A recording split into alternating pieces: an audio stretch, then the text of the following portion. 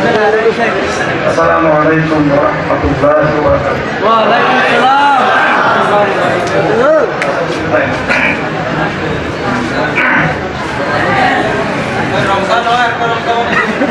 তোমরা সবাই কেমন আছো? আলহামদুলিল্লাহ, সুম্মা আলহামদুলিল্লাহ। আল্লাহ পাক আমাদেরকে এখনো এই দুর্যোগপূর্ণ অবস্থায় হায়াত দিয়েছেন, তাই না?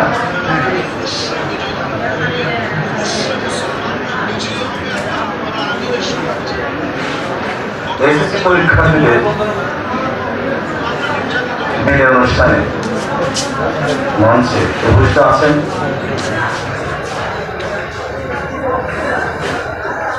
সম্মানিত সভাপতি, অত্র কলেজের ভারপ্রাপ্ত অধ্যক্ষ মহোদয়, অত্র কলেজের প্রাক্তন সভাপতি, প্রেস ক্লাবের সভাপতি, বর্তমান কমিটির শিক্ষানুরাগী সদস্য, মঞ্চে উপস্থিত আমার সম্মানিত শিক্ষকবৃন্দ, বিভিন্ন পর্যায়ে আরো আছেন আমাদের স্যার, স্টুডেন্ট বলছে স্যার, আমি বলতে পারছি না, স্যার, অত্তর কলেজের কর্মচারী বৃন্দ এবং আজকের প্রধান আকর্ষণ আমার স্নেহের শিক্ষার্থীরা, সবাইকে শুভেচ্ছা। একটু গলাটা বসে যাওয়ার জন্য একটু আপনাদের একটু চা খেতে হবে হয়তো বা একান্তই অন্য জায়গায় হলে আমি প্রোগ্রামটা বাতিল করে দিতাম। কালকে রাত থেকে একটু ঠান্ডার কারণে গলাটা বসে যাচ্ছে বারবার। তো স্যারকে বললাম রাতে কি অবস্থা, কালকে সারাদিন বের হয়ে কার সাথে কথা বলিনি, এর মধ্যে আমাকে ফোন ধরতে হয়, প্রশাসনিক কারণে ফোন আসে। তো আশাহত হয়েছি, প্রথম কথা আশাহত হয়েছি। আর কলেজে মনে হয় আমার কিন্তু পূর্বে আসা হয়নি, এটা সেভাবে আসার অবস্থা ছিল না। অত্র অঞ্চলে রাজাখালী একটা মাদ্রাসায় গিয়েছিলাম পরিদর্শনে। আমি যখন মাদ্রাসা শিক্ষা অধিদপ্তরের ডাইরেক্টর ছিলাম, রাজাখালী একটা মাদ্রাসা, এই এলাকায় স্কুল কলেজে আসা হয়নি। আসা হলো এই অর্থে কলেজের অবকাঠামো, রুমের জীর্ণদশা, এগুলো দেখে একই সাথে আশার সঞ্চার হয়েছে যে আমি বলবো প্রাণবন্ত একজন শিক্ষক দীর্ঘ প্রায় 15 বছর বিভিন্ন নিপীড়ন, নির্যাতন, বঞ্চনার শিকার হওয়ার পরও, নিগ্রহের শিকার হওয়ার পরও এই কলেজটাকে শিক্ষক গণবলি মিলে ধরে রাখতে পেরেছেন এখনো, সেটার জন্য আমি তাদেরকে ধন্যবাদ জানাচ্ছি। এই শিক্ষার্থীরা, আজকে তোমাদের বিদায় অনুষ্ঠান আক্ষরিক পাচ্ছে, আমি এটাকে বিদায় বলতে চাই না, এটা আমার একান্ত ব্যক্তিগত অভিমত, অন্যরা আমার সাথে ভিন্নমত পোষণ করতেই পারে। আমার কাছে মনে হয় আগামীর যে পথচলা, ভবিষ্যতের জন্য আমাকে নিজেকে একটা যোগ্য, দক্ষ, মানবিক মূল্যবোধ সম্পন্ন একজন দেশপ্রেমিক নাগরিক হিসেবে তৈরি করার জন্য যে যাত্রা, সেই যাত্রায় তোমরা সম্পৃক্ত হচ্ছ, অর্থাৎ ভবিষ্যতের একজন কান্ডারি হিসেবে নিজেকে তৈরি করার জন্য তোমরা সামনের দিকে এগিয়ে যাচ্ছ, কেবল একটা অন্য জায়গায় তোমাদের স্থানান্তর হচ্ছে, আরো বৃহত্তর পরিসরে তোমাকে তৈরি করার নিমিত্ত। সেটা এটা বিদায় নয়, এটা আমার নতুন করে নিজেকে তৈরি করার একটা মাত্র যাত্রা তৈরি করা।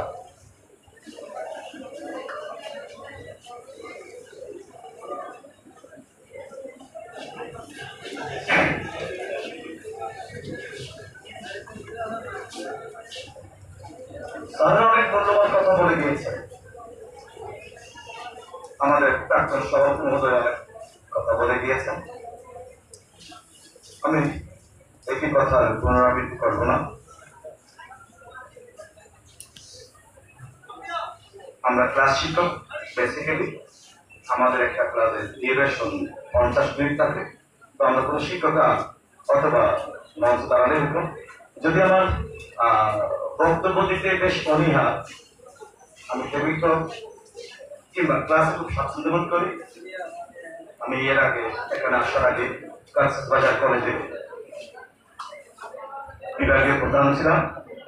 এই এলাকার অনেক শিক্ষার্থী আমাকে জানে। তোমাদের প্রতি যে নির্দেশনাটা দিয়েছে, প্রথম যে দরকার পরীক্ষার ফলের বিষয়গুলো, এই ব্যাপারে কি তোমাদের কোনো ঘাটতি কারো আছে? অল্প সংখ্যক। তোমরা বুঝতে পেরেছ? এই বিষয়গুলো আমাদেরকে ফেস করতে হয়। তোমাদের সমস্যাগুলো লোকাল প্রশাসন আর আমরা যেখানে বসি প্রতিনিয়ত ফেস করতে হয়। এই জন্য তোমরা আগে আগে পরীক্ষা হলে যাবে। এই জন্যই রিল্যাক্সের জন্য তোমরা পরীক্ষা হলে বসে পরীক্ষা শুরু করতে পারো। হুট করে তুমি দৌড়ে গেলে পরীক্ষার আগে তোমার থাকবে, প্রস্তুতিটা কাজ করবে, তোমার টার্গেটটা করার 3 ঘন্টা শেষ করতে হবে। ওই মানসিক চাপের জন্য তুমি আরো ভুল করবে। সুতরাং তোমাদের প্রতি যে নির্দেশনা থাকবে যে পরীক্ষার হলে তোমরা আগে আগে গিয়ে রিল্যাক্সে বসে, বিশেষ করে কোন দিন কোন পরীক্ষা কোনো বন্ধু বান্ধবীর কাছ থেকে না শুনে নিজে প্রত্যেকে রুটিন সংরক্ষণ করে প্রতি পরীক্ষার আগে একবার করে রুটিন দেখবে তোমার কোন দিন কোন পরীক্ষা। এমনও হয়েছে আগামীকাল তোমার ইতিহাস পরীক্ষা, তুমি ধরে নিয়েছ, কিন্তু গতকাল ইতিহাস পরীক্ষা হয়ে গিয়েছে। তোমার বান্ধবী বলেছিল যে আগামীকাল ইতিহাস পরীক্ষা, বসে আছো, কিন্তু গতকাল হয়ে গিয়েছে। আবারও বলছি, এই সমস্যাগুলো না হবে। লেখাপড়ার পর কি করবে তোমরা? ছেলেরা কি ভিসা নিয়ে বিদেশ চলে যাবে? হ্যাঁ, যাবে না? কি করবে? কি করতে চাও তোমরা? তারপর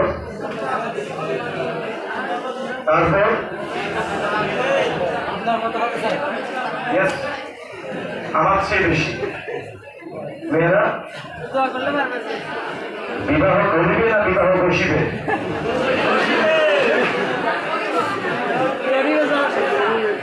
একদম দাঁড়াও, বিবাহ করিবে না বিবাহ বসিবে?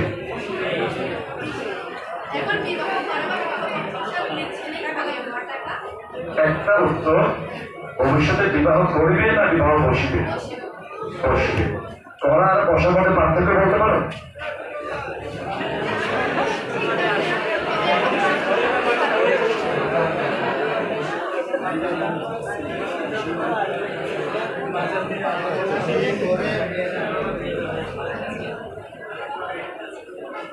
স্যার যথার্থই বলেছেন।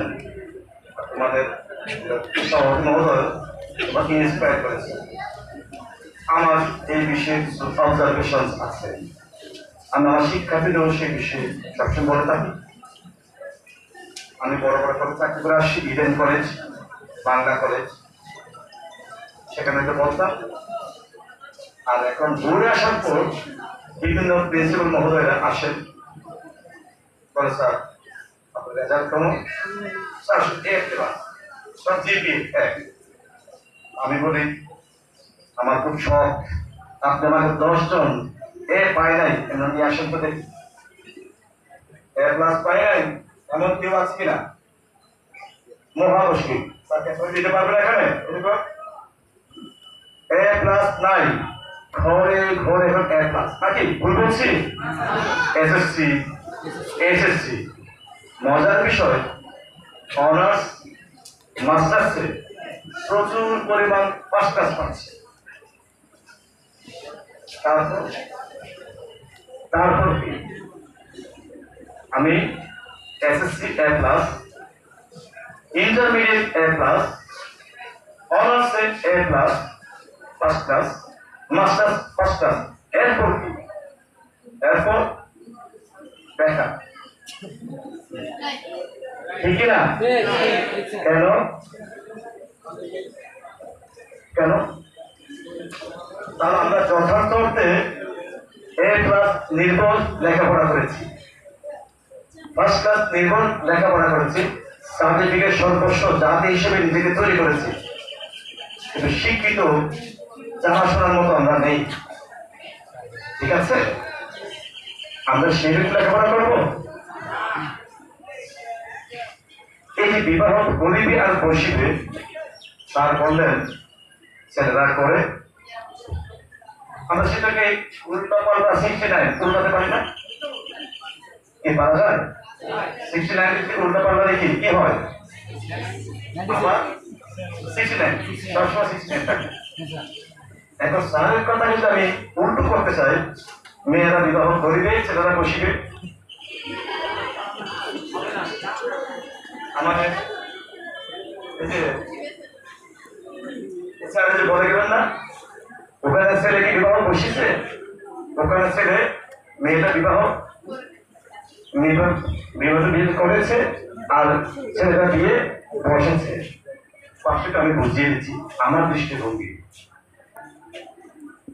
যখন আমাদের এই সমাজে বিশেষ করে এই অঞ্চলের যে বিষয়গুলো হচ্ছে, কন্যা দায়গ্রস্ত পিতামাতারা মনে করে যত সম্পদ যতই থাকুক কোনো পাত্রস্থ করতে পারলে শেষ।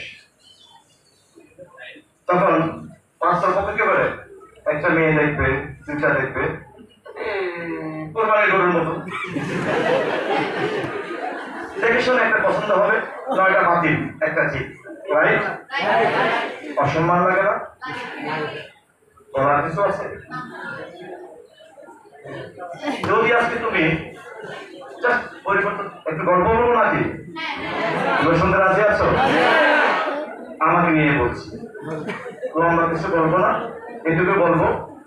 আমি যখন বিসিএস পরীক্ষা দেওয়ার আগে একটা শিক্ষকতা করতাম, চৌধুরী আবাসিক মহিলা কলেজে এমনিতে এসেছিলাম, অনার্স মাস্টার্স করে ঢাকা ইউনিভার্সিটি থেকে এসেছিলাম, ব্যবসায়ী ছেলে ব্যবসা করবো। আমার বাড়ি চৌধুরিয়ায়, রাস্তার উপরে তোমরা নাম শুনে থাকতো, আমার বাবা মুজাহিদ কোম্পানি, অনেকের নাম জানে, হ্যাঁ, জনতা মার্কেট, যেটা আমাদের এই মার্কেট। তো ব্যবসা বাণিজ্য করবো ওখানে। বাবার শখ হলো ছেলে অধ্যাপনা করবে, অধ্যাপকের পিতা বলবে।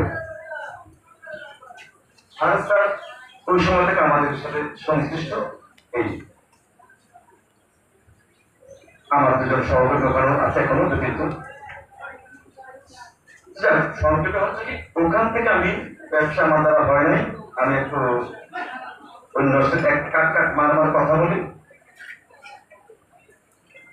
ওখান থেকে দুষ্টদের একটা ফর্ম নিলাম, পূরণ করলাম, পরীক্ষা টিকে গেলাম, বিপদে করলাম, লোকজন বললো কোম্পানি সার্ভিসের বিসিএস হয়ে গেছে। আর আমি বুঝি সামনে কত পদ পারি দিতে পারবে না। আরেকটা বিষয় ছিল উল্লেখ্য, সেটা কি আমার এর সাথে একেবারে সম্পৃক্ত, যে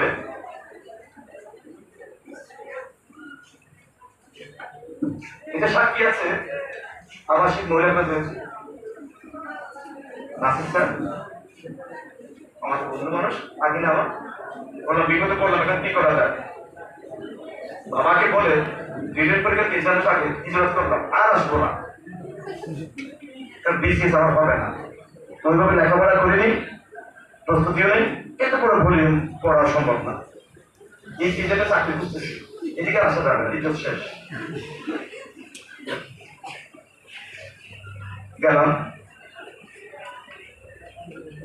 আমার জুনিয়র ভাইরা জোর করে আমাকে জোর করে নিয়ে গেল, পড়লাম, চুটো করতেছি, পড়ছি এরকম আর কি। আমার এক বন্ধু সেখান ডিস্ট্রিক্ট জাজ, তো আমি যে পড়ার পূরণ করলাম সেখানেও ঠিক মতো ছিল না, ফার্স্ট সিস্টেম এডুকেশন, কারণ জানি আমার চাকরি হবে না, পাবো না, এমনি দিয়েছিলাম। তো আমার এক বন্ধু, সে চৌধুরী ইসলামী ব্যাংকের ম্যানেজার ছিল, জাহাঙ্গীর, আমি তাকে স্মরণ করি। তার অবদান আছে এই জন্যই সে আমাকে জোর করে পরীক্ষা হলে পাঠিয়েছে, নিয়ে যাবে জোর করে পরীক্ষা দেওয়ার জন্য, রিটেন পরীক্ষা। উপরওয়ালার ইচ্ছা ছিল আমাকে উনি সম্মানিত করবেন। এই কথাটা এই স্যার যে বললেন একটু আগে নামাজ পড়ার কথা, আমি, তুমি, আমরা চেষ্টা করতে পারি, সিদ্ধান্ত উপরওয়ালা, ঠিক কিনা? আমি কক্সবাজার কলেজ থেকে এই চট্টগ্রাম অঞ্চলে চাকরি করব কখন ভাবিনি, চিন্তাও নেই। আমার পরিবার ঢাকায় থাকে, আমার ঢাকায় যাওয়ার কথা ছিল। যখন অর্ডার হলো, আমি যাচ্ছিলাম অর্ডার ক্যান্সেল করতে। আমার অর্ডার হওয়ার পরে আমাদের যারা আছেন, আমার বন্ধু বান্ধব, সহকর্মী, বিভিন্ন ধরনের অনেক অনেক প্রত্যাশা, যদি প্রায় 300 করে ফোন পেয়েছি, একটু চিরন বোর্ডে জয়েন করি, বোর্ড একটু সংস্কার করি, একটু কাজ করি, যারা আমাকে চেনে জানে, এলাকায় কিছু সেবা দেওয়ার চেষ্টা করছি। ওই অর্থে আমি যোগদান করলাম। হঠাৎ মনে হলো আল্লাহর সিদ্ধান্ত ছিল আমি এখানে কাজ করি। আমি যদি বলি আমি করবো না, আল্লাহর সিদ্ধান্তের বিরোধিতা হচ্ছে, আমি আল্লাহর সাথে ক্ষমা চাই না। পৃথিবীর এমন কোনো শক্তি নেই আমাকে আমার রিজিক দেখা থাকে কেউ বদলাতে পারে, কোন সরকার প্রধান কেউ না। আমার এখানে থাকলে এখানে খেতে হবে, আমরা বলতে পারি অমুক মন্ত্রী, অমুক সরকার, অমুক উপদেষ্টার কাছে গেলাম, উস্কা হতে পারে, আমি তো হাই স্কুলের ছাত্র, স্যাররা বলতো আর কি, ছাত্র হিসেবে খুব খারাপ ছিলাম না। শিক্ষকদের ভাষ্য ভালো রেজাল্ট ছিল, সায়েন্স থেকে পাশ করা, ইন্টার সায়েন্স থেকে পাশ করা, ভালো রেজাল্ট ছিল। পরবর্তীতে ঢাকা ইউনিভার্সিটি কলেজে গেলাম, স্টুডেন্ট রেকর্ড এরকম করেছি, অনার্স মাস্টার্স পিএইচডি করলাম জাহাঙ্গীরনগরে। সেই এসএসসি সাল থেকে আমার এখনো মনে আছে, কি স্যার বিরক্ত হচ্ছে, কি তোমরা ঠিক আছে? জোহরের নামাজ পড়তে যাচ্ছি স্টেশন মসজিদ, আমার বাবাই বলতে বলে আমাদের দিয়া, আমার বন্ধু স্যারের ছেলে কোনো রেজাল্ট দিয়েছে। তোমাদের শেখার জন্য জীবনের গল্প বলছি, জানার জন্য, বোঝার জন্য এবং সম্ভব হলে মানার জন্য। যখন শুনলাম রেজাল্ট, আমি আর শুনবো না, আমার রেজাল্টকে আমি শুনতে চাচ্ছি না। আমি জোহরের নামাজ পড়লাম, 2 রাকাত সালাতুল হাজাত নামাজ পড়লাম আল্লাহর কাছে, আল্লাহ আমি যখন রেজাল্ট শুনিনি, তুমি আমাকে বেইজ্জত করো না। আমি যতই ভালো স্টুডেন্ট হই না কেন, অত্যন্ত ভালো রেজাল্ট করেছিলাম, ঠিক আছে। ইন্টারমিডিয়েট রেজাল্টের আগে তাই, অনার্স ভর্তির সময় তাই, অর্থাৎ যখন আমি কোনো কাজ করতে গিয়েছি আমার জীবনের আল্লাহর কাছে দিয়েছি, আমার কোনো যোগ্যতা নাই মানুষের যে পার পাওয়া করা, ওই পূর্ণতা আমাকে দেন, তখন আমার সম্ভব। কি বাবা তোমরা বুঝতে পেরেছো? আমরা কি করতে পারি? আমরা আল্লাহর কাছে চাইব। ওদের সভাপতি মহোদয় বললেন, স্যার বললেন 5 ওয়াক্ত নামাজ পড়বো, আর একটা তোমাদেরকে স্কার্ট ক্ষেপণাস্ত্র দিলাম, সালাতুল হাজাত নামাজ, যে কোনো সমস্যা যদি তুমি আল্লাহর কাছে চাইবা, তোমরা ইনশাআল্লাহ ঠিক মতো চাইলে পারবে। আমাকে নিয়ে বলছি, আমি আমার ব্যক্তিগত জীবনের অনেক সমস্যার সমাধান আমি দিয়ে করেছি, অনেকে বলেছি, অনেক সমাধান হয়েছে। সহিহ হাদিসে একেবারে সেটা উদ্ধৃতি আছে।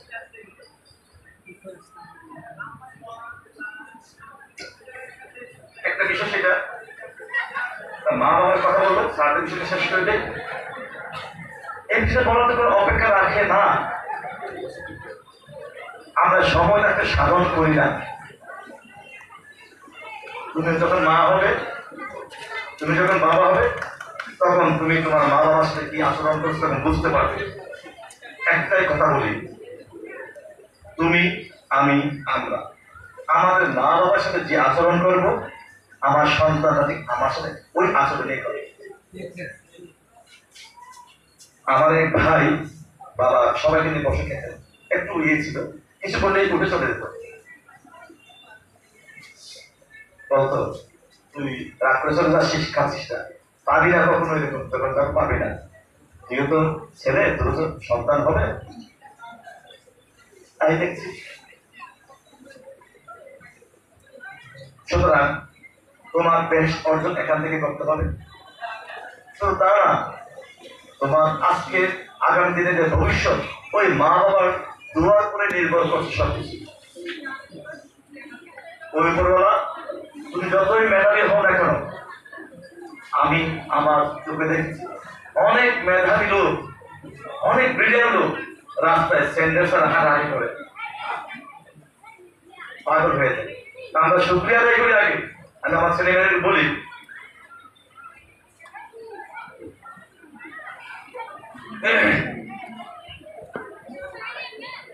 আমরা তিনটা বিষয়কে খেয়াল করি। এই যে আমরা এখন যারা আছি, অন্য ধর্মের যারা আছেন তাদের বাদে মুসলমানদের কথা বলছি। আমরা জন্মগ্রহণ করছি মুসলিম হয়ে, আমাদের ধর্মীয় বিশ্বাস করে আমরা একদিন না একদিন এসে যাবো না। তোমরা বলতে দেখি আমাদের কি অবদান আছে? আমরা কেন মুসলিম হলাম? কি ভালো কাজ করেছি? আমি আমার ধর্মের বিশ্বাস করে অন্য ধর্ম হতে পারতাম, তাহলে আমাকে মুসলিম হতে পারলে না হতে পারতাম। কি বলো, ঠিক না? আমাদের কারো কোনো এখানে অবদান আছে জন্মের আগে? আমরা তার কি শুক্রিয়া আদায় করেছি? করেছি? আওয়াজ দিয়ে বলো, করেছি?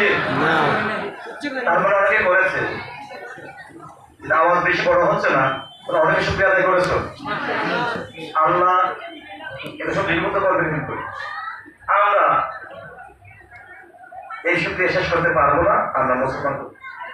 দ্বিতীয়ত, আমার প্রত্যেকটা সুন্দর ছেলে মেয়েরা আমাদের কাউকে চুপ কানা করে নাই, হাত লুলা করে নাই, পা একটা পারতো না, পারতো কিনা? আমার আশেপাশে নেই, আমাদের সেটা করেছে?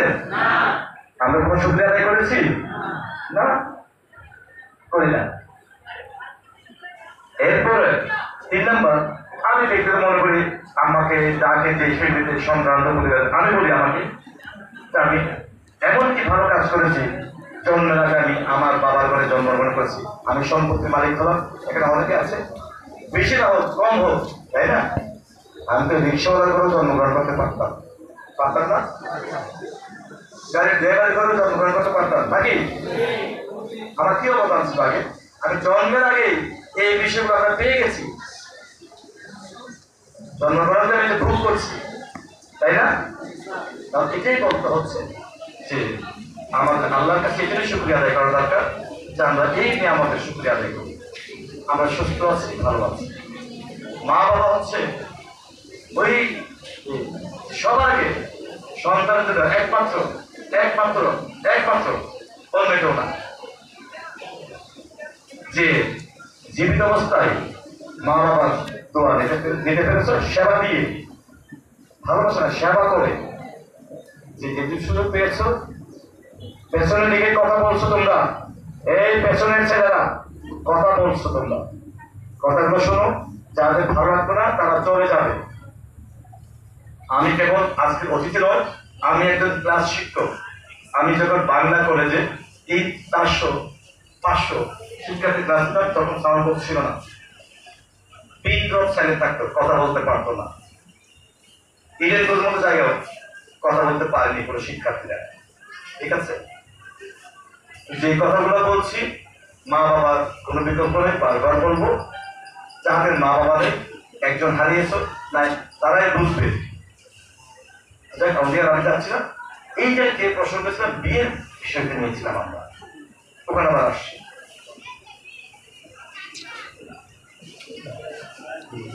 তাহলে আমাদের সমাজে যখন তোমাকে তুমি বিয়ে বসিবে আর বিবাহ করিবে, শ্বশুরবাড়ির আচরণ কি হবে? শ্বশুরবাড়ি বলবে তোমার নাম সাইরা, মেহমান আসতো, এই সাইরা এটা করো, পাক করো, নাস্তা নিয়ে আসো, নরদের তো কোথা মানলো, অনেক কিছু সহ্য করতে হবে। কারণ তোমার হাজবেন্ড উপার্জন করে, তাই না? নাকি ঠিকই না? দেখবে কালকে যখন তোমার দিয়ে বলে মা গো আমার বৌমা কই, মেহমান আসলে মা তুমি বসো আমি যাচ্ছি, ঠিক কিনা?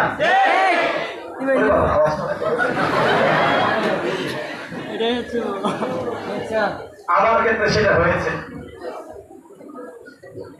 আমি যখন বিসিএস এর রেজাল্ট নিয়ে বলো ওই সময় আসলে আমাদের সম্ভবত মধ্যে বের হয়েছে। হ্যাঁ, আমাদের সামনে একটা বেকারি ছিল, আমাদের মার্কেটে প্রবীণের বেকারি। আজকে মনে করছে না বোঝার কথা না, খুব আদর করতেন আমাদের বাবার বন্ধু মানুষ, যিনি গতকালকে আমাকে বলেছেন বাবা কেমন আছো তুমি, এই আজকে যখন জানলো আমার চূড়ান্ত রেজাল্ট হয়েছে, নামাজের পর ওখানে গেলাম, ওই একটু চা খেতাম, উনি আমাকে দেখে চেয়ার থেকে দাঁড়িয়ে গেলেন, কালকে তুমি হয়েছে আজকে আপনি, আপনার নাকি বিসিএস বাবা, একদিন আগের দিন তুমি বসা আর আজকে আপনি দাঁড়িয়ে গেছেন। একটু উদাহরণ দিলাম, ঘরে বেড়ে পরিবর্তন আছে। আর যখন তুমি তোমার যোগ্যতা প্রমাণ করতে পারবে, ওই সমাজে মনে বললেন এক বক্তা ডিগ্রি পাস আক্ষরিক অর্থে সন্তান লেখাপড়া করার জন্য শিক্ষার জন্য আমাদের শিক্ষিত হওয়া দরকার। ওই অর্থে হয়তো উনি বলেছেন সবাই মিলিয়ন এখানে ডিগ্রি পাস করতে হবে। আমার কথা হচ্ছে কি, আমি যদি মিনিমাম আমাকে তৈরি করতে পারি চাকরি করে বিয়ে করব, তখন আমি কি করব, ওই একটা ছেলে দেখবো বা বা বা ডেকেশন করবো, ঠিক কিনা? আমরা সেটা চাই।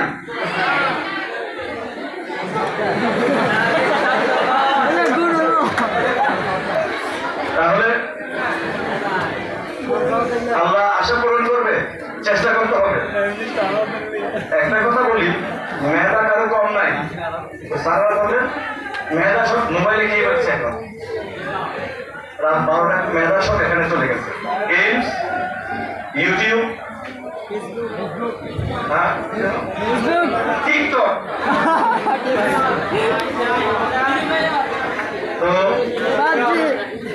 বেশি দীর্ঘায়িত করবো না, কথা আছে a hungry man is always an angry man। তো আমি তোমাদের কাছে চাইবো এইটুকুই, লেখাপড়া করে নিজের পায়ে দাঁড়িয়ে নিজেকে প্রমাণ করো। প্রত্যেকে আমার সন্তানেরা যেন আমাকে লেখাপড়া করে বিদেশ যেতে না হয়, গেলে আমি যোগ্যতা নিয়ে যাব, আমি কোনো সার্টিফিকেট সর্বস্ব মা বাবার ঘাড়ে বোঝা হয়ে থাকবো না। এমন লেখাপড়া করবো যেন আমার কাজে আসে। তোমাদের এই পেকুয়ার একটা পরিবার আছে, আগামী 28 জন বিসিএস ক্যাডার। লেখাপড়ার জন্য বিসিএস কিংবা ভালো অর্থ কোনো বাধা নয়, অর্থ কোনো বাধা নয়। তোমার যদি লেখাপড়া স্কলারশিপ পাবে, টিউশনি করে এইভাবেই সবাই নিজেকে তৈরি করেছে। টাকা নাই আমি বিশ্বাস করি না, যেটা নাই বিশ্বাস করি সঠিক পরামর্শ, সঠিক পথ দেখানো। আমি এটা বিশ্বাস করি যে প্রপার একটা গাইডলাইন খুব দরকার, যেগুলো স্যারদের কাছ থেকে পাওয়া যায়। আমার এই পর্যায়ে যে কথাগুলো হলো যে আমরা লেখাপড়া করবো, নিজের পায়ে দাঁড়িয়ে দিয়ে কি করিব, বসিব না। মেয়েরা ঠিক না, আর ছেলেরা নিজের পায়ে যোগ্যতা প্রমাণ করবো। মেয়েরা তো আজকাল পিছিয়ে নেই, কোথায় নেই, সেনাবাহিনী, বৈমানিক, ব্যাংকার, সব নেতৃত্বে, সব জায়গায় এখন আর কেউ পিছিয়ে থাকার সুযোগ নেই, নিজেকে তৈরি করতে হবে। এই যে কলেজটা যিনি করেছেন, একটা অনেক স্বপ্ন নিয়ে তৈরি করেছেন, তাই না? তাই না? তাহলে এই যে স্বপ্নটা কি আজকে তোমরা অনেক অন্য দেখছো, কাদা মাটি নিয়ে কেউ যেতে পারতো না, অনেকে বলেছে শুধু কলেজের কথা, আমি বলবো ভিন্ন প্রেক্ষিতের কথা। আমারও বলছি, এই পেছনের কথা হচ্ছে, মনোযোগ দিয়ে শোনো। আজকে তোমাদের কাছে পড়ার একটা ব্যবস্থা করে দিয়েছেন, শুধু তাই নয়, সেই 91 থেকে 95 একটা স্বপ্ন নিয়ে আমরা যত বিশ্ববিদ্যালয়ের শিক্ষার্থী এই কলেজ থেকে পাশ করে ওই এক রাস্তা ভালো রেজাল্ট, ভালো জেনে শুনে গিয়ে ডাক্তার হবো, ইঞ্জিনিয়ার হবো, বিসিএস ক্যাডার হবো। আমি বলি কি, ওই ডাক্তার ইঞ্জিনিয়ার পাশ করার পরও কর্মস্থলে সাফল্যটাই বড় সাফল্য। তখনই ওনার ভালো লাগার বিষয়টা আমরা বুঝতে পারবো। প্রজন্ম একটার পর একটা চলে যায়, কালে কালে সবসময় এইরকম নেতৃত্ব আসে না, নেতৃত্ব পরিবর্তন করি। তোমরা কেবল বিসিএস ক্যাডার হতে হবে না, নট দ্যাট, উদ্যোক্তা হোক, ব্যবসায়ী হোক, মানবিক দেশপ্রেমিক একজন মানুষ হোক, মানুষকে সম্মান করতে শিখো, মুরব্বীদের সম্মান করতে শিখো, রাস্তাঘাটে সালাম দাও, অন্যকে উপকার করো, টাকা থাকে না। আমি একজন অন্ধকে আল্লাহর রাস্তায় রাস্তা পার করিয়ে দিই, এটা আমার ইবাদত। আমি একজন মানুষকে দৃষ্টান্তকে বসে সুন্দর ব্যবহারে এক গ্লাস পানি খাওয়াই, এটাই বড় ইবাদত। আমি আমার সহপাঠীকে জিজ্ঞাসা করি, তুমি 7 দিন আসো নাই, 8 দিন আসো নেই, আমি কি তোমাদের কোনো সহযোগিতা করতে পারি? আল্লাহর রাস্তায় সবচেয়ে আল্লাহর রাস্তায় হবে, ওইটাই দরকার আমাদের। আমরা বড়দের সম্মান করবো, যেটা এখন একেবারেই নেই। অনেকে বলে যে বিদায় অনুষ্ঠানে এখন একসময় আমরা কান্নাকাটি করতে ব্যস্ত ছিলাম, বিদায়ের সময় কাকে কখন সার থেকে জড়াজড়ি করে, দেখুন আজকে সবাই হাসে। ওই মহিলাগুলো বলছিল, তো স্যার একজন বলছিলেন যে মেয়েরা আগে বিয়ের সময় কাটতো, এখন বিয়ের সময় হাসে। আমি বললাম ওরা এখন বিদায় অনুষ্ঠানে হাসে, কারণ সামনে ওদের কাছে সাফল্যের হাতছানি, কত তাড়াতাড়ি সেটাকে ধরবো, কবে ইন্টার পাস করবো, কবে অনার্স মাস্টার ডাক্তার ইঞ্জিনিয়ারিং। আমি এই জন্য তারা যত যেতে চাই বিদায়, তাদের মধ্যে হাসি আছে, আনন্দ আছে। আমি সেটাকে পজিটিভ করতে দেখতে চাই। যে কথা বললাম যে একজন সব পারে না, এই যে নেতৃত্ব তৈরি হতে হবে, দায়িত্ব নিতে হবে। যেমনি ভাবে কলেজ করে দিয়েছেন, ওনার কাজ শেষ, শিক্ষকদের কাজ কলেজকে এগিয়ে নিয়ে যাওয়া। এই পুরো জনপদ শুধু আমি যার কথা বলছি তোমরা বুঝতে পারেন, আলহাজ সালাউদ্দিন আহমেদ, তাই না? উনি শুধু এই কলেজটা না, তো উনি যখন সুযোগ পেয়েছিলেন অল্প একটা সময়, এই কলেজটা চেহারা আমূল পরিবর্তন করে দিয়েছিলেন। তোমাদের একটু গ্রামে গঞ্জে, ঠিক কিনা? ঠিক, ওনার কাজ উনি করেছেন। উনি কারোর ভালোবাসা পাওয়ার জন্য করেন নাই, সুযোগ ছিল, চেয়ার ছিল। আমরা জীবনে অনেকটাই দেখেছি, অনেকের সুযোগ ছিল, এমপি মন্ত্রী, আমাদের টেনিয়র আমি সেই 91 থেকে যদি শুরু করি অনেকটাই দেখেছি। বেশিরভাগই ব্যক্তির সাথে কাজ করেছেন, ঠিক না? তোমরা বলো, আমি নিজের পক্ষে কথা বলছি, আমি কারোর পক্ষে বললাম। কিন্তু উনি যখনই সময় পেয়েছেন, যেটুকু শুধু উনি এই চকরিয়া উপজেলা পেটুয়াকে পরিবর্তন করে দিয়েছেন, পেটুয়াকে আমূল পরিবর্তন করেছেন। কক্সবাজার জেলার পরিবর্তন, এখন উনি আর এই কক্সবাজার জেলার মধ্যে সীমাবদ্ধ নেই। তোমাদের যে চাওয়া পাওয়া আছে, যদি উনি আজকে সেই কক্সবাজার জেলার মধ্যে সীমাবদ্ধ থাকছেন, অবশ্যই উনি আসতেন। আমি যতটুকু দেখেছি, এমন কোন শিক্ষার্থী না, যে কোনো মানুষ ওনার কাছে গিয়ে বুঝতে পারলে সমাধান না পেয়ে আসছেন। আর স্টাইলে তো অনেকটা, আমি ধুমধাম স্টাইলে মানুষ, উনিও তাই, ইনস্ট্যান্ট কাজ শেষ, তাই না? তো তোমরা মন খারাপ করার কিছু নেই যদি এই সুযোগ থাকতো। কারণ উনি এখন জাতীয় না, উনি আন্তর্জাতিক পর্যায়ে নেতৃত্ব। এটা আমাদের বড় সৌভাগ্য, আমাদের এলাকার জন্য অহংকার যে সে জেলার গণ্ডি পেরিয়ে জাতীয় এবং আন্তর্জাতিক সব পাখি নেগোসিয়েশন, কমিউনিকেশন দায়িত্ব, বৃহত্তর পরিষদ দায়িত্ব পালন করতে হবে। আমরা তার জন্য দোয়া করি। এই জন্যই তার দীর্ঘ ন্যাখায়াত হোক, উনি যেন এই কক্সবাজারের উঠতে গিয়েও দেশের জন্য কাজ করতে পারেন, আমাদের জন্য কাজ করতে পারেন। আমরা সেই দোয়াই ওনার জন্য করবো, এই জন্য আরো বেশি বেশি করে ভূমিকা দিতে পারবেন। তা উনি এক সময় চলে যাবেন, তাই না? তখন অনেকে তার ওনার দরকার শক্তিশালী হাত, অনেকগুলো হাত দরকার, দরকার কিনা? কলেজ করলেন, কলেজে হাত দরকার, রাস্তাঘাট মানে তোমাদের সেই যোগ্যতা অর্জন করতে হবে বিভিন্ন সেক্টরে, যে তোমরা সেগুলো করতে পারো, ভূমিকা নিতে পারো, তাই না? কালে ভেতরে একজন, উনি একজন যে ছোট সন্তান, উনি যে নাম নিয়ে গেছেন, দুইজনেই তেজদীপ্ত মানুষ ব্যক্তিত্ব, যে নামে কলেজটা করেছেন, তাই না? তো এই বিষয়টা আমি রাজনীতির বক্তব্য দিচ্ছি না, আমি কৃতজ্ঞতা আছি এই জন্যই আমি এই কথাটা বলি। আমি ওনার বলি, আর 91 সালে আমরা কিছু পেয়েছিলাম, কর্নেল বলি আহমেদ তখন যোগাযোগ করতেছিলাম, কিছু আমরা রাস্তাঘাট পেয়েছি। আর আমাদের এই অত্র অঞ্চলে কখনো আমরা মন্ত্রী এভাবে পাইনি, না পাওয়ার কারণে সবসময় পিছিয়েছিলাম।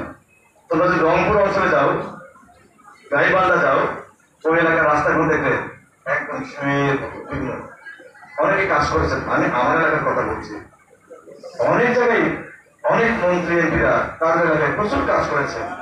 আমাদের দুর্ভাগ্য হচ্ছে কি, আমাদের এখানে সংসদ সদস্যের পদ পরিবর্তন হয়েছিল, কিন্তু আমরা এলাকার উন্নয়নের কারো কাজ পাইনি। সবাই ব্যক্তির স্বার্থে তাদের কাজ করেছেন, সামষ্টিক জনস্বার্থে কোনো কাজ পাইনি। এটাই আমি তোমাদেরকে বোঝানোর চেষ্টা করলাম। তো তার সম্মানার্থে এখান থেকে প্রতি বছরই এই শিক্ষার্থীদের বের হওয়া উচিত, শুধু এই প্রতিষ্ঠান না, অত্র অঞ্চল থেকে যারা ভবিষ্যতে নিজের নিজের জায়গায় সাক্ষ্য রাখতে পারবে। আমরা কি সেটা ইনশাল্লাহ করবো? অল্প হলো ইনশাল্লাহ করবো, বললে আল্লাহ কবুল করবেন, না বলে তো কবুল করবে না। ঠিক আছে? তাহলে আমরা লেখাপড়া করে নিজেকে তৈরি করবো, যেন আমাদের ভবিষ্যৎ আমরাই করতে পারি। তোমরা আমাদের অহংকার, হ্যাঁ, এই যে বললাম, তোমরা বললাম আমি চেয়ার আছি, তোমরা এসে বড় বড় চেয়ার তোমরা বসতে পারো। অধ্যক্ষ স্যারকে বলবো, আমার কলেজে আমি যারা আছে নির্দেশনা দিয়েছিলাম, আপনি আর সভাপতি মহোদয় আছেন, আর যারা আছেন, বিগত 10 বছরে আপনার একটা পরিসংখ্যান নেবেন। এই 10 বছরে কৃতি শিক্ষার্থী যারা এখান থেকে বের হয়ে গেছে, সেই ডাক্তার, ইঞ্জিনিয়ার, বুয়েট থেকে, ইউনিভার্সিটি থেকে, পাবলিক, সেখান থেকে তোমরা যদি বেসরকারি কলেজে চান্স পাও, ইডেন কলেজ থেকে প্রচুর ছেলেমেয়েরা বিসিএস আসতেছে, বিভিন্ন কলেজ থেকে আসতেছে। আপনারা 10 বছরের একটা পরিসংখ্যান নেবেন, ওই কৃতি শিক্ষার্থীদেরকে খুঁজে খুঁজে বের করে, তারা এখন অনেকে প্রতিষ্ঠিত মোটামুটি, তাই না? তাদেরকে আপনাকে সংবর্ধনার ব্যবস্থা করবেন, তাদেরকে আপনারা স্বীকৃতি দেবেন, দেখে নিয়ে আসবেন, এবং চলমান যারা শিক্ষার্থী আছে তার সাথে একটা মেল বন্ধন করে দেবেন, যোগসূত্র করে দেবেন। তাহলে কি হবে, যারা আছে তারা অনুপ্রাণিত হবে, যারা এখান থেকে ভালো রেজাল্ট করে চলে গেছে বিভিন্ন সময়, তাদেরকে আপনারা স্বীকৃতি দিবেন, তাদেরকে আপনারা একটা অ্যাকনলেজ করবেন, তাতে এক্স স্টুডেন্টস ইউনিয়ন হয়ে এই কলেজের সাথে তাদের একটা সম্পৃক্ততা থাকবে। ঠিক আছে? যারা এলাকায় বিভিন্ন সময় কন্ট্রিবিউট করতে পারবে, বিভিন্ন জায়গায় একজন ব্যক্তি সব কাজ করতে পারে না, অনেকগুলো হাত দরকার। যে কোনো সময় কষ্ট করে বলছিলাম যে রাজনীতি করবেন, তো উনি একটা বলতে শুনছি আমি, বলে কি করবেন রাজনীতি, ঝুলিতে সব পচা দিই, আমি আর দিন পাবো, ঝুলিতে সব পচা দিই। একজন কত কষ্ট হতে পারে যে আমি যাদেরকে নিয়ে চলি, যাদেরকে দিয়ে বাড়িতে সবাই তো পচা, আমি কাকে রেখে দেবো, কাকে ভাববে, কাকে বাদ দেবো, উঠে তো আছে চন্দ্র নিয়ে। আমরা সেই জায়গা থেকে একটু কি মানে ভালো টিম উঠে আসুন, দরকার নেই, আছে তো? ঠিক আছে, কারণ আদর্শ দিয়ে সকল জয় করতে হবে। তো স্যার এটা কাজটা করবেন যাতে ভালো করে। আর প্রত্যাশা থাকতে পারে অনেক কিছু, আমি দূরত্বের বিষয় করে বলে যাই, আমার ইতিহাসভুক্ত যে বিষয়গুলো আছে আমি সেগুলো করি। একজন কলেজ পরিদর্শক হিসেবে আমার আওতাধীন যে কাজগুলো আছে, আমি শুধু এখানে না, আমি জয়েন করার পর থেকেই আমার শাখা পরিবর্তন করার চেষ্টা করছি, আলহামদুলিল্লাহ আমি সফল হয়েছি। দুর্নীতি তোমাদের অনেকের হয়তো অভিজ্ঞতা নাই, কিন্তু শুনতে পারো অনেকে উড়ে অনেক রকমের হয়রানি হয়। একটা সার্টিফিকেট করতে গেলে মার্কশিট 3 রকম অনেক কষ্ট হয়। তোমরা কি কেউ সাফার করছো? কেউ আছে এখন? সাক্ষী কেউ আছে এখানে? কষ্ট হয়েছে অনেক। তো আজকে এখানে এটুকু আশ্বস্ত করতে পারি, আমি যতদিন আছি এই ব্যাপারে তোমাদের কষ্ট হবে না। তোমরা যে কেউ তোমরা অগ্রাধিকার পাবে এলাকার হিসেবে, সেটা সমাজের আমি যে কাউ আমার কাছে পাঠিয়ে দেবে। পুরে আমার শাখার সমস্যা, বিদ্যালয়, পরীক্ষা, যে কোনো শাখার সমস্যা আমার কাছে পাঠিয়ে দেবে। ইনশাআল্লাহ আমি খুব দ্রুত সময়ে সমাধান এই বিষয়ে তোমাদের কোনো কষ্ট পেতে হবে না, কোনো কর্মচারীর রূপে কেউ যাবে না। আবারও বলছি, আমার শিক্ষকদেরও বলছি, যে কোনো সমস্যা নাম যে বোর্ড, চট্টগ্রাম শিক্ষা বোর্ড সংশ্লিষ্ট যে কোনো কাজ, যে কোনো বিষয় আপনারা এই কিংবা আপনাদের পারিবারিক যে হোক, সবাই তো মানুষ। আমি কাজ করতে আসছি, আল্লাহ আমাকে একটা চেয়ার দিয়েছেন, সম্মান দিয়েছেন, আমি আসছি আমার চেয়ারের হক আদায় করতে। আমি বাহবা জন্য আসিনি, আমার তো অতীত উপরওয়ালার কাছে আমাকে প্রশ্ন করা হবে, আমি তার দায়িত্ব সঠিকভাবে পালন করার চেষ্টা করেছি কিনা। সুতরাং তোমরা যারা যেখান থেকে হোক, অথবা আমার উপরে যারা যান তারা দেখেন, আমি সবাইকে চোখে দেখার চেষ্টা করি, দ্রুত কাজ করে দেওয়ার চেষ্টা করি। তো ইনশাল্লাহ সেরকম পারবো। দ্বিতীয় যে বিষয়টা, যেমন আজকে যেটা করেছি তোমাদের, যেটা আমার সম্ভব, আমি খুব ধন্যবাদ মানুষ। আজকে তোমরা যারা আছো অথবা দিয়েছে, পাসপোর্ট দিয়েছে, হ্যাঁ আসছে, আজকে তোমরা যারা আসছো প্রবেশপত্র আজকে নিয়ে যেতে পারবে।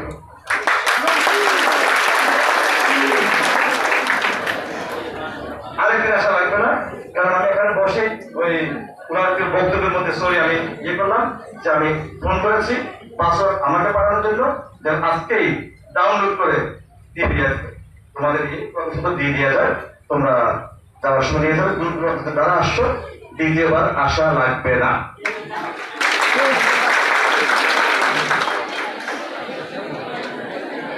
আবার শিক্ষক যারা দায়িত্ব পালন করবেন পরীক্ষার ক্ষেত্রে, স্যাররা এখানে কেন্দ্র সচিব দিয়েছিলেন, আপনার সবাই দায়িত্ব পালন করেন, তাই না? যারা আছে